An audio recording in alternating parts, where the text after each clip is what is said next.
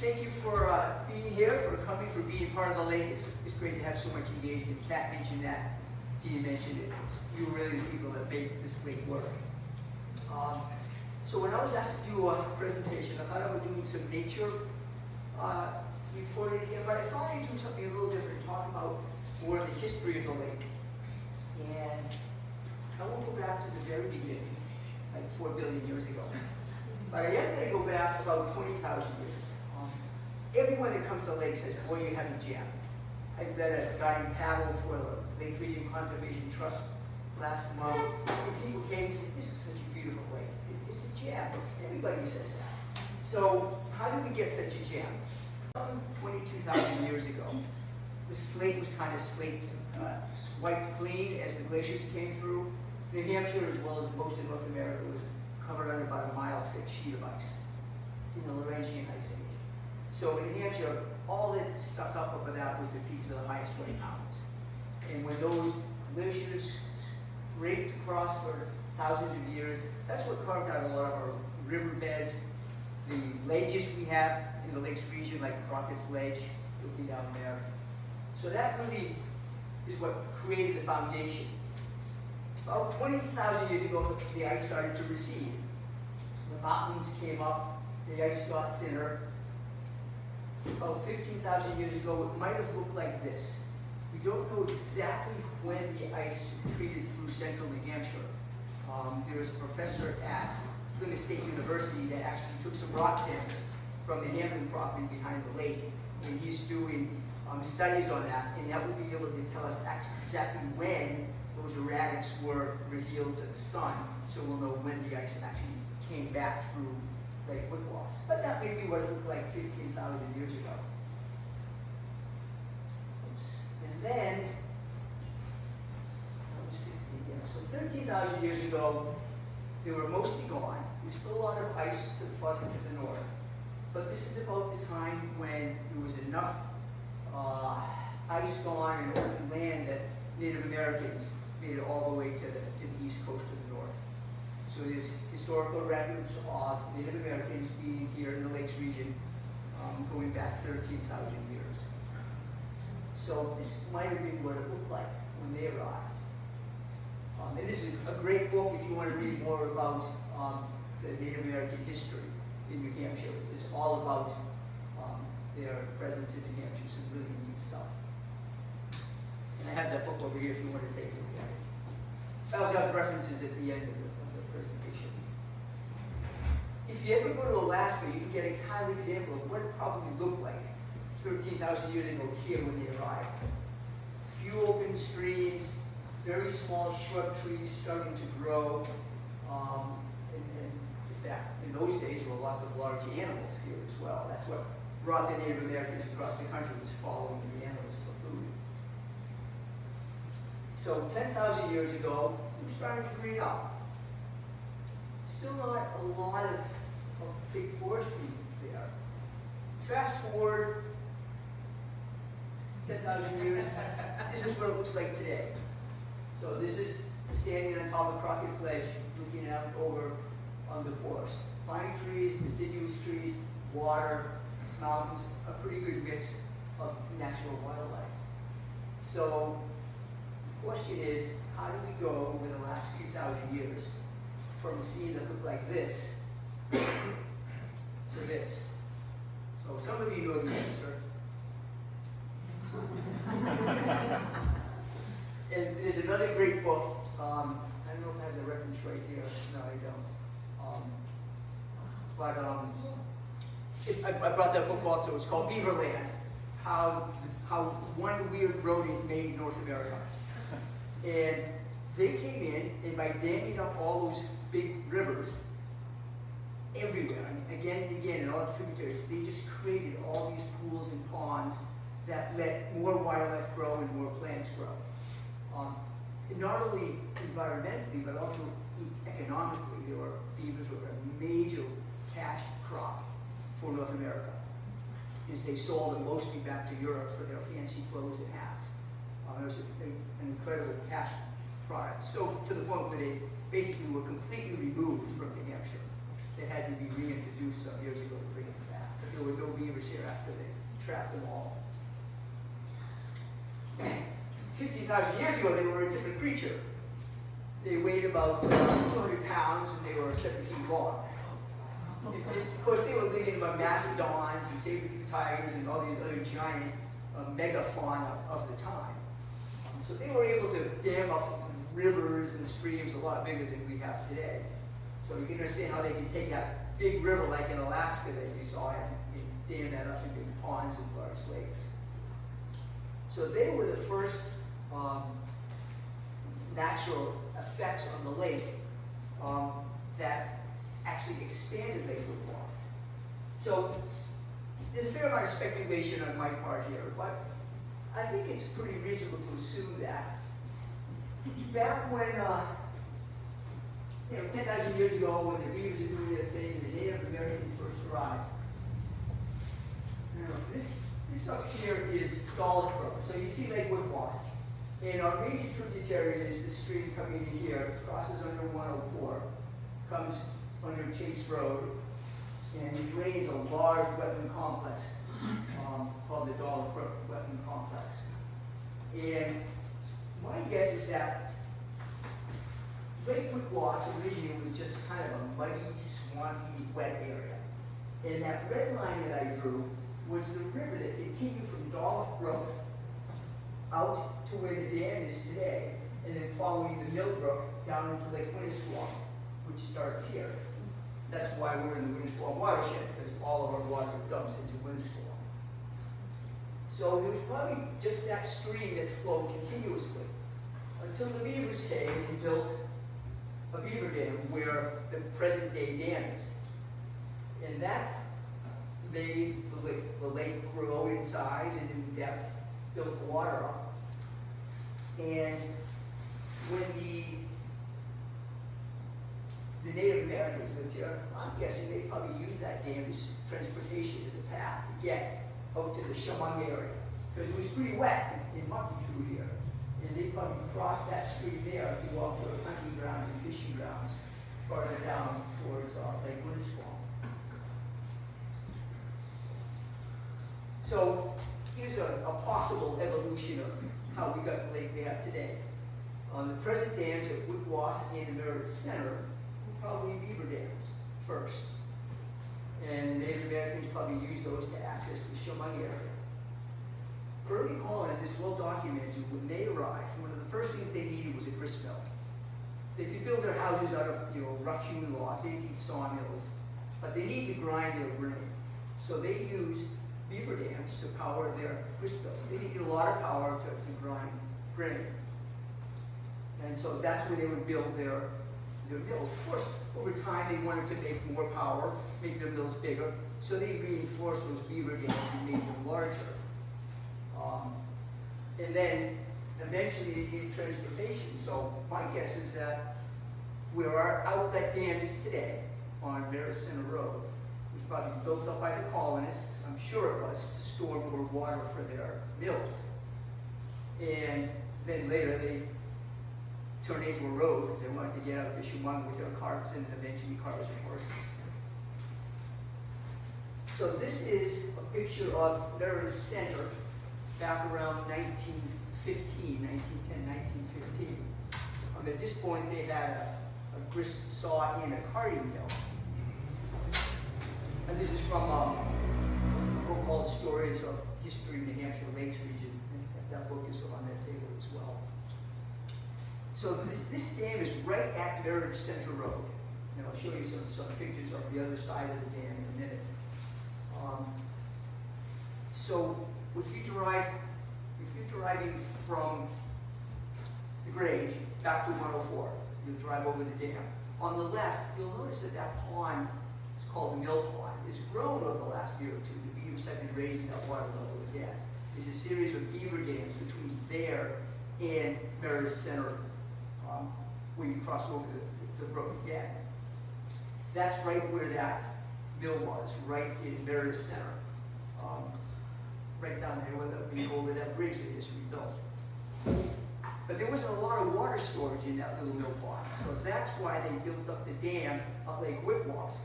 By building up the level of Lake Wicwas, they had pretty much endless supply of water that they could use to run their mills all summer.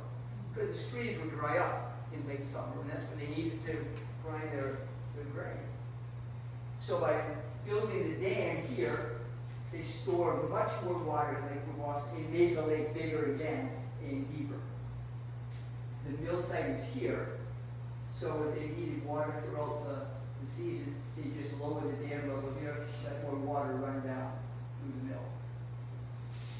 So that's, I think, an important part of creating the lake to the size that it is today. So this is what you would see if you drove back towards the lake. If you look out on the left, down where the trailer park is, this little park, you get out and look at it. Go in the fall when there's no leaves on, and you'll see this sluice way. This stone wall here, where the foundation was, probably for a mill. On the other side is another foundation, and the water is flowing under Mirror Center Road, going through that network. And I have a close-up of what that sluice way wall looks like. And remember that, because I'm going to show you another similar construction in just a moment. So that's where the main center of Meredith was. In fact, this was called Meredith Center. That was where Meredith started long before there was a Meredith Village. Because this is where the mill was. It was easy power. And that's why Parade Road is the main road, because that's where the Minutemen paraded. That's how it got its name up in the parade grounds there. So this is the center of life in Meredith. Now, over the years, obviously they improved things, and you can see that steel water wheel there. That was obviously created much later than the 1800s. But like most New England projects, when the mill went defunct and the power plant went defunct, they just left all the trash there. But if you go out and look again in the fall, you can clearly see that big iron, steel water wheel is still sitting there in the mill's extreme, collecting rust. So this is the dam today from the lake. If you go down to the very end of the lake and you look under the dam, this happens to be a time when it was stuck full of beaver debris, because beavers want to make the water higher. The poor DPW comes out every couple of weeks and drags all that trash out of there to keep the lake from going up. So you can see all the concrete is new, but if you get close and stick your nose and look into it, this is what is going under Mirror Center Road. That same kind of cut granite blocks. So this sluice way, this stand here, was probably built, maybe mid to late 1800s.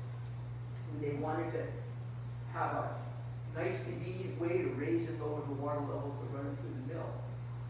And then up on top, back in the colonial times, you probably just put wooden planks across the top of those granite blocks to get out to Shalom. Later on, they built it up with concrete on top to raise it up a couple feet further. As it is, that road still floods there. The last time it flooded might have been 8 or 10 years ago. Only 3 or 4 inches across the road, but the times they all put cones on it. So they'd love to raise it another foot or two, but Dave Thorpe does a great job working with the town to prepare when we see heavy rain coming. The town will come out and lower the dam level so we can get some water out to keep it from flooding so much. So that's worked pretty well. So that's kind of my projection of how Lake Wicwas became to its current size and shape and shoreline. There are still a lot of beaver dams around, and they have some really important attributes. So this one up here on Chase Road, right here, a nice little beaver pond here. It's a final filter and it protects you before that water comes down into our lake. Unfortunately, there's no filter for all the pollution that comes off Route 104. And everything on 104, salt, sand, that all gets right into the lake. We'd love to have beavers come along and build something right there for us, but no luck. They tried though. Yep. And then another big feeder is Lake Brook, which comes into this wetland here. There's a nice beaver dam here. you can paddle down to that one if you're brave, and get all the way down to see that beaver dam there. So those are our two biggest tributaries, and they both have some good filtering for us. And then, as I mentioned, out on the outlet, there's several beaver dams being built along the Millbrook there, and the water level behind the church is going up. You can see it from the roads going up. So back in the 1700s, 1800s, beavers facilitated life for the people living here quite a bit, but they're still serving their purpose today. They filter our water, they build those dams, they catch all that sediment behind it, they extract nitrates from the water, they reduce erosion instead of the water just rushing straight down. It gets stopped every mile wherever they build the beaver dam. It slows the water down. It oxygenates it as it ruffles through and over the dam. They reduce flooding because they hold the water. When you get a torrential downpour, and they're all just rushing down, it gets caught and builds up into these large beaver ponds. And then it creates a lot of diverse wildlife populations for us. So if you want to see a beaver dam in action, I've been mentioning this, maybe every 6 months in the Nature Journal. They started rebuilding a dam right at the Hamlin Trail and Parking area. So if you go up to the Hamlin Parking area, where the sign says all trails, if you kind of look straight ahead through there, you can see that beaver dam is being built. And it's just neat to watch. Every year it gets a little higher, the pond gets a little bigger, more trees are on the shoreline get cut down. You see there's no trees in front of it. Maybe you can see some little stumps here sticking up. They've cut all those trees and you see where they went. They're in that beaver dam. It's questionable whether they will survive here for long because there's not a lot of food source there, but we'll watch and see what happens over the next couple of years. So here's the reference of that book Beaver Land, one weird road in America. So those are some of the past courses to create the gem that we have here today. More recently, meaning the last 100 years, there's been a lot of human efforts that have really had a big factor in preserving the gem that was made. You look at the southern part of the lake, how much land is being, all that green, light green, is land that's in some form of conservation one way or another. Between private people, very, very generous, donating their land or donating easements. The town has bought the two largest tracts, the Eames property here and the Hamlin property in the town. So you, the taxpayers, have contributed to that. These are two easements that a private landowner donated, large easements. This is the Chemung State Forest. I don't know how the state required that, but that's a big part of it. And then we have a lot of nice sized lots that private donors have either donated the land to conservation or donated easements to it. So there's probably not going to be much more development around the lake. Pretty much everything that isn't conserved is already developed. There are some exceptions, but not many. The biggest concern moving forward for our lake quality is this red line is our watershed. So everything within that red line ultimately drains into Lake Wicwas. So our biggest concern is right now is there's a lot of undeveloped land here that is not protected. And all that, as it's developed, which it probably will be over the next 100 years, all that outflow is going to end up coming down into Lake Wicwas, then into Lake Winnisquam, and then down the Winnipesaukee River into the Merrimack River eventually.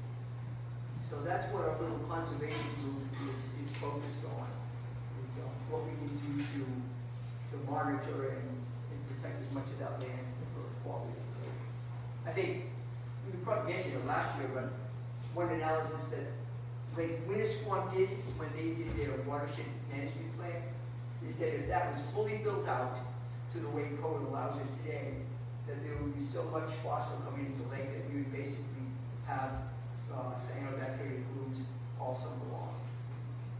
So that's the kind of the scary thought. Everyone says it's a gem. What defines a gem? gems have a lot of facets, right? Think of the facets on the dining room movie. Everyone has a different perspective on it. Everyone says, yeah, it's a gem for a different reason. So, you're using the ivory holder. What's your perspective on why it's a gem? Maybe it's just sitting on the shoreline. Quiet. Quiet morning, looking at the lake. Maybe it's climbing up to Crockett's Ledge at sunrise, watching it break over the hills to the east, looking down on the lake from above, from the north end, looking north, the Lakeland Lodge, a couple of houses down there. This is from the, what's called the White Mountain Ledge, up on Hamlin. Boat down there, maybe fishing in the afternoon. Maybe your perspective is more water level, right on the water. Stick your finger in it, feel it. Look at the water bugs on the surface as you paddle through it. Maybe it's wind power, sailing on a warm summer afternoon. Maybe it's a little more power than that, going out for a fishing trip. Calm, early morning, a lot of fishing. We know we have the bass tournaments here. A lot of good fishing on the lake. And maybe it's a little faster. Maybe you're more into some water skiing or tubing. You'd love to hear 4th of July weekends with lots of people out enjoying the lake in a different way. There's so many different ways to enjoy this lake, so many different perspectives on it. You can't beat family time, right? Kids yelling and screaming on the lake in the afternoon. That's over at Deb Mall's house. We're back to maybe just sitting on the waterfront, looking at the flowers, soaking in the beauty, the restorative nature of water, nature bathing. There's a lot for our psyches. Maybe you're a winter person. Some of you aren't here in the winter to see the beauty, but it's a pretty neat time, a pretty special time. It's a lot quieter. Snow, the contrast with the sky, it's great. Skating on the lake. Usually every year in winter you get a couple of weeks where you can skate on the whole lake. Not always quite this nice, but this is a great year for ice. Skiing with the family. Quiet, peaceful times out there. So year round. Maybe it's your perspective is the community that it builds. You're here today. Friends you've known for a long time, getting together, talking, sharing your stories, going back generations. Our barbecue's coming up. Great time to get together with our friends again. The Blakes sponsor this every year. It's a really fun time to get together and talk. They have a beautiful spot. Generations. I can count families that have at least 5 generations that have been on the lake. Anyone have a family that goes more than 5 generations? And you might. You have to count, but you might be more than 5. But there's at least 5. There's several families that have 5 generations on the lake. I can see the Harrises are saying 5 as well. So that's a lot of heritage. They keep passing down houses from generation to generation. Maybe one of the reasons that he mentioned $1.3 billion for a house for sale. The prices are so high because there aren't many to sell. We don't sell them. We love this. The value of this gem just keeps going up. All right. There are non-human facets to the lake too. We appreciate it, but we're not the only ones. I mean, you can't not start with the loons. I mean, the iconic. These usually put their nests in pretty sneaky hidden places that can really hard to find. Every now and then they just say, what the heck? Build their nest out in the middle of it. Sitting in the sun there all day long. It's amazing. But they raised a chick on this nest. Well, there are some other animals that rely on lakes. Not only the lake for moose, but large areas of unfragmented wilderness. So those 800 acres south and west of the lake in the Chemung Forest, That's what moose need to survive. And we still have moose here. The Conservation Commission did what's called a patch cut up on the eaves, where you open up a large area of forest to let young saplings grow up. And I was up there this spring and it just filled with moose. The browse pulling the little twigs off the maples and scat all around up there. So I haven't seen a moose in person for 2 or 3 years now, but you still see their scattering signs, so they're around. 5 in my neighborhood. Do you see them in your neighborhood? 5 you saw? All adults? No. Some young ones? And, you know, Rick lives up on Chase Road, up by that where I mentioned the large Dollar Brook wetland complex, so there's great habitat up there for moose. This guy, he's standing on Shumang Road. I saw him one morning, he swam across the lake, walked up right in front of me, let me take his picture, went on his way. This is a different moose I saw at a different time, but this is also on Shumang Road. This is in the marshy area right in front of Eric Cohen's house, Ron Nazar's house, if you know where that is, on Shumang Road. And he was just walking through the marsh, putting his head down, pulling up big aquatic weeds and munching them down, just working his way across. So they're around. The osprey. You recognize an osprey when you see them flying? They get the bent wing, kind of like a filling at the elbow. Then they get kick sound. Their alternate name is the fish hawk, because they eat only fish. And they will dive right into the water. They require a good clean lake. That's what it looks like when they get their fish. They literally crash feet first into the water. They might go down 2 feet to get the fish they see. They'll fly up, they'll give a good shake like a dog, get the water off because they weigh too much. They're going to get that water off them.